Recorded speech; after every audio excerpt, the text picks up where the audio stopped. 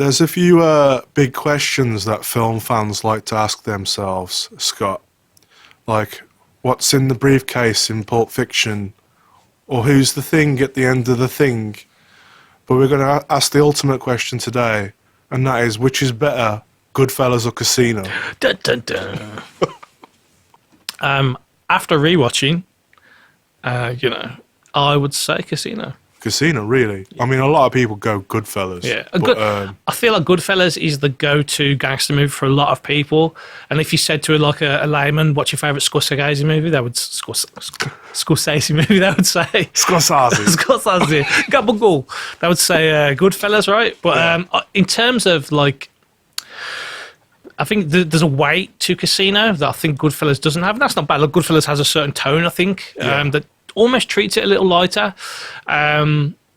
So yeah, Casino is definitely the more fun for me. Really, I think so. Crime doesn't pay, and eventually it really doesn't pay. Yeah. But I think it has a more lightness of touch than GoodFellas does. GoodFellas has so many scenes in it that are like scar you, like DeVito shooting the guy from The Sopranos. His name escapes me all of a sudden. Oh, Christopher. Christopher? Yeah, that's it. Yeah. I definitely feel like Casino's the on cocaine version of GoodFellas. It's, as I said, to me, it's GoodFellas' big brother. Yeah, it's the made man to GoodFellas. He's like wise guy. If I can think of any more Mafia analogies.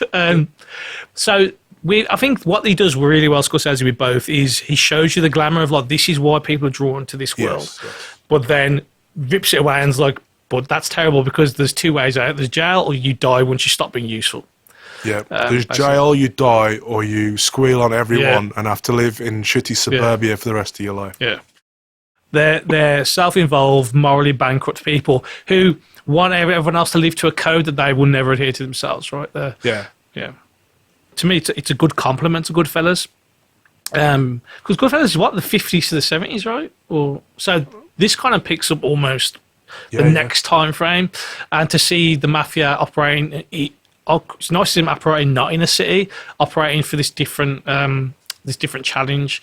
So Vegas, people forget there's an actual city there that's not the Strip. Yeah. There's a lot more to Vegas than just the Strip. But well, 20 years of CSI taught us that, Scott. But because I wouldn't want to be there on drugs. Yeah. I think that would be the worst thing in the world. Yeah. Just like bright lights and shit happening everywhere. Oh yeah, well that's what they want. They want you to be trapped inside a casino spending money. That's what they want. Yeah. To me, it's a bit of a love letter to a type of movie we don't get now. There's something nostalgic about that in itself, I think. It's like having a meal prepared by like a really nice, like a really good chef, right? And you look, everything looks good, everything tastes as it should. Like it fills you up, like, and you just watch it and you're like, oh, this is movie making, right? This is it is a proper 3-course meal with a side order of blueberry muffins. Equal amount of blueberries in every muffin. Yeah. And it is based loosely on real events as well. Yes. Look, and that's the thing. GoodFellas is more strict. Well, not strictly based, but obviously there's more. Well, they're actually named after the people in that one. Yeah. So this takes more creative liberty. Yeah. But funnily enough, this isn't the first time this story has been dramatised. Really. We're gonna go back to our little friend Michael Mann. He made a TV show in the 80s that isn't Miami Vice, called Crime Story, where this story was told in a fashion in the only episode that Mann directed. And De Niro's character is played by all people but Andrew Dice Clay, the much-hated comedian from the 80s who got cancelled by feminists.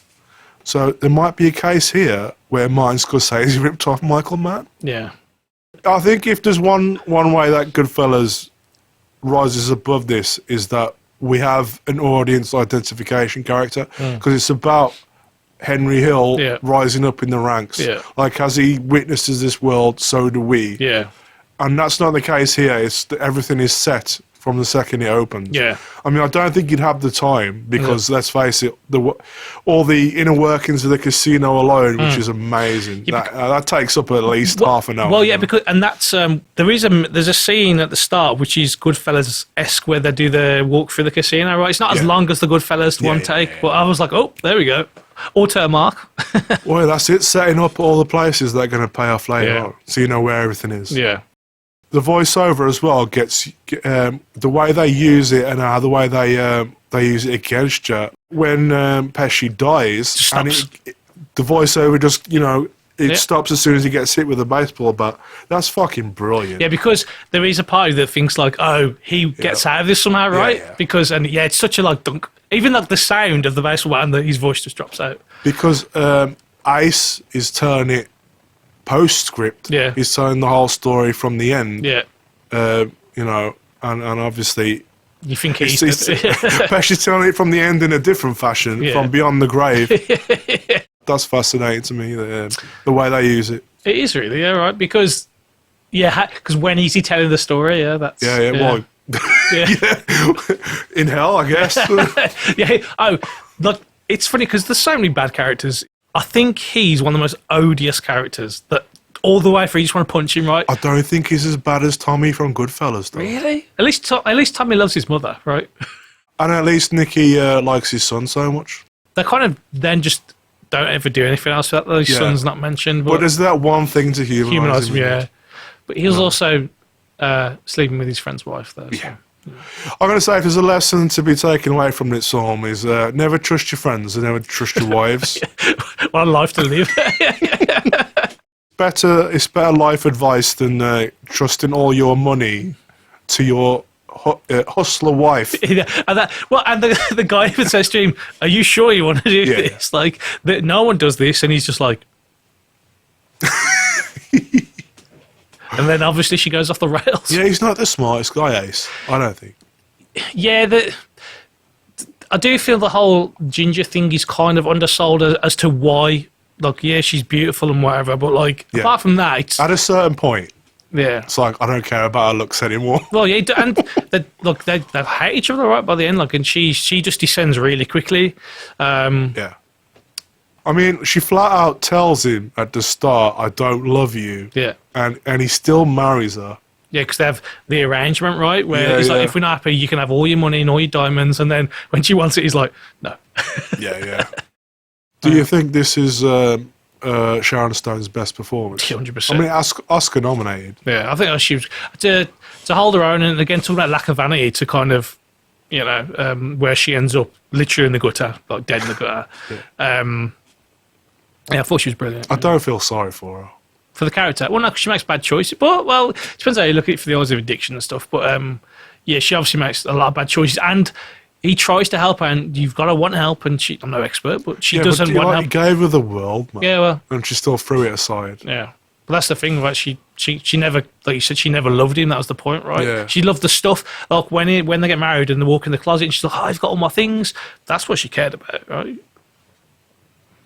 She was a magpie, right? Like... She likes shiny things.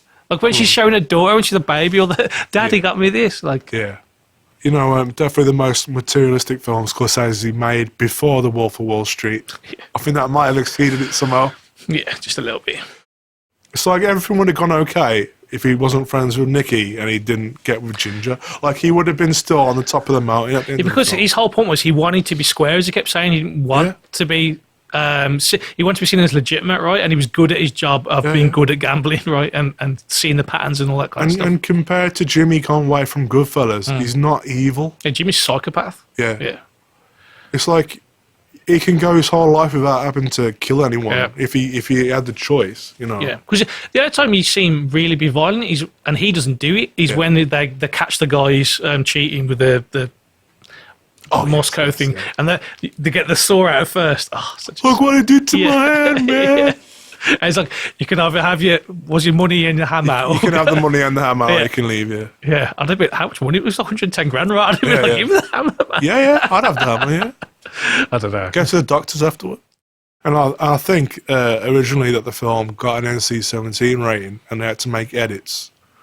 I think one of the edits might be the Vice. Head squeezing. Yeah. You know what's really random? The guy they put in the Vice, That guy played the Thing in the 1994 Fantastic Four film. Really? Roger Corman. Yeah, he looks like Shane Black randomly. It's that guy. Maybe I'm getting getting old, but there's a lot of cursing in this film. There's like a lot of smoking as well. So much smoking.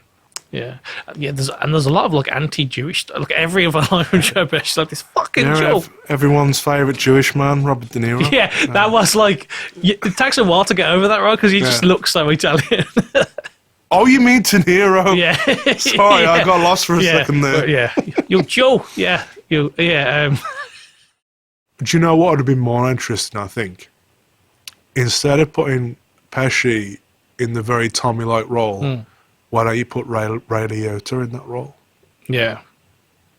Now, the other thing I'd say at the time, Liotta was probably still too young to play it, maybe. But he wouldn't be repeating himself. No. He's a very different character to Henry Hall. Yeah.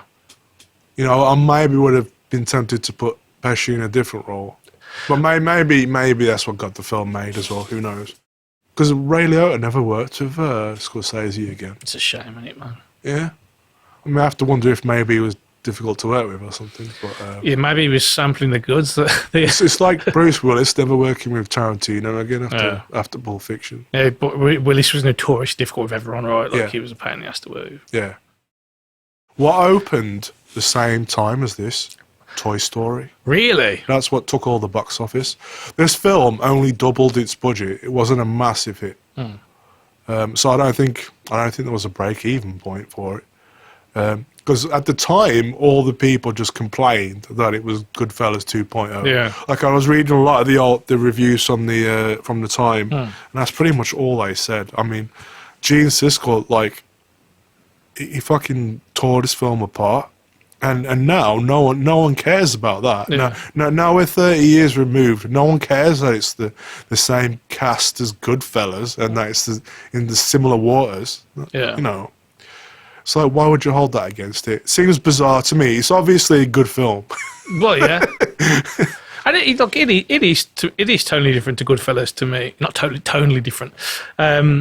Like even like with the morality, I feel there's more morality in the characters in this than there is in Goodfellas, maybe. Yeah. I mean, it's age-old themes and payoff. Yeah. But it doesn't matter. It's pulled off so well, and if you just want to look at a movie for shots, there's so many single shots, like the reflection of the car in De Niro's sunglasses at one point. I think that might be the best shot in the film. My favourite shot was the in the desert scene when Pesci chews him out about like that conversation about you go on my head again, all this stuff. And then the camera pulls out and there's just De Niro standing there and the sand swirls around him and you see the mountains in the background. It's like, yeah. Leaves him in the dirt. Yeah. It's beautiful. I'm here for 3 hours. It's amazingly well paced. Yeah. It is. I mean, there's not much time to slow down. There's just so much information to get out. Yeah, you know? true. It is a masterclass in how to handle exposition. It really is. Yeah, because it doesn't feel clunky. No. Yeah. It doesn't feel like you're being beaten over the head. No. Cannot go wrong. It's well made. Well, it's more than well made. It's expertly made. It's expertly acted.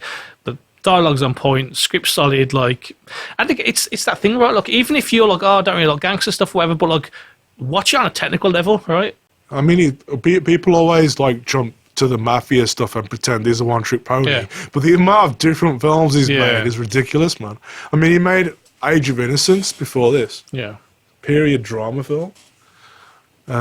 He's made black comedies. He's made musicals. Mm-hmm. But again, I don't think. I think most people would just be like Goodfellas.